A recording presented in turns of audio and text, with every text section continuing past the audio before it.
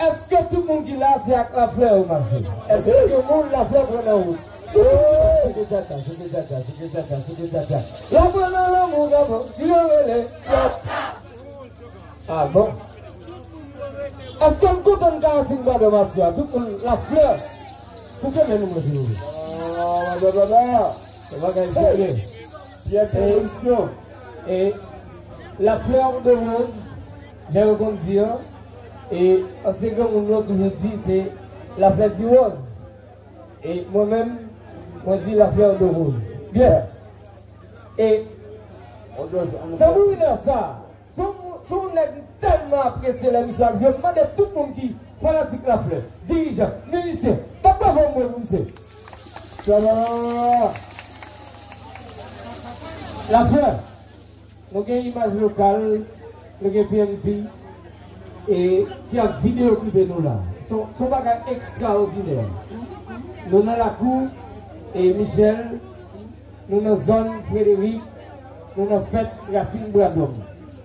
Racine Bradom recevoir nous à cœur ouvert. nous espérons que dans le jour où Racine Bois vient dans le cadre, on doit faire plus que ça vient faire là. Est-ce qu'on connaît ça? Moi, mais ça. Eh bien, nous apprécions, nous, monsieur Napbaï, Racine Bois dans mon champ, la promettre nous, et puis nous prenons côté nous prenons le journal Enjoy nous, nous retourner, monsieur Nap continue à faire plus de bagailles, et puis à le faire route. Pas énergie. Tout le monde qui là, batte bravo pour l'affaire de retour, monsieur.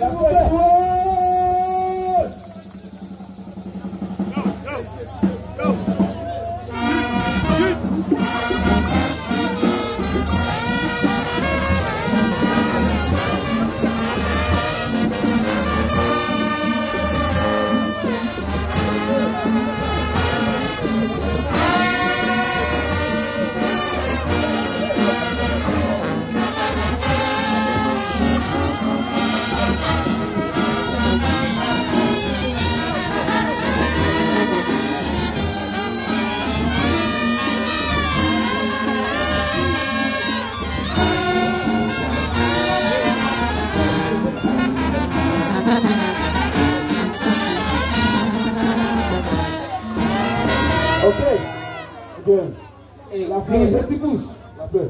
Et rivé sous Yuri. La fleur. C'est une responsable, Racine Bois-d'Homme. Dirigeant de bouche, rivé sous Yuri. La fleur. C'est la fleur. La fleur. Ok, priorité pour jouer son là. Ok.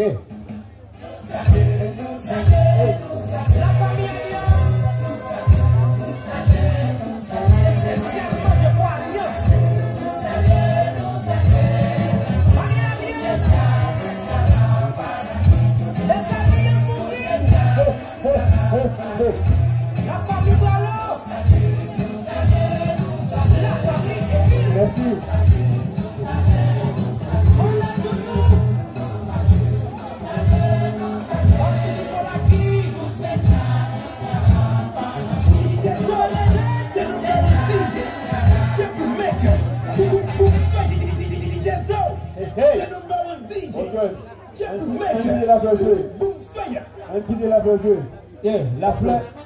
La fleur de local, maintenant, elle fait salver. La fleur, jouez.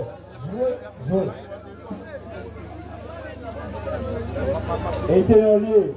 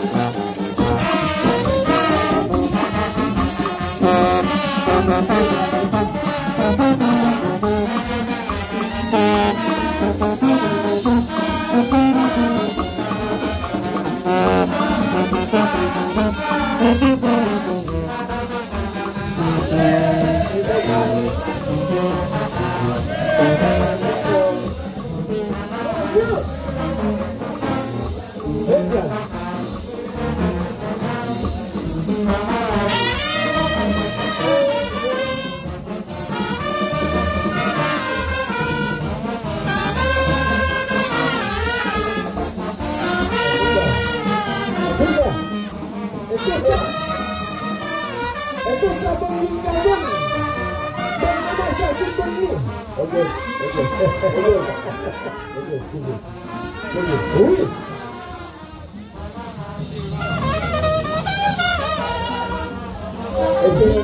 Zinette pas ça tout comme là. Oui. Non, non. On dit chérie, on dit. La platine. On dit. Problème.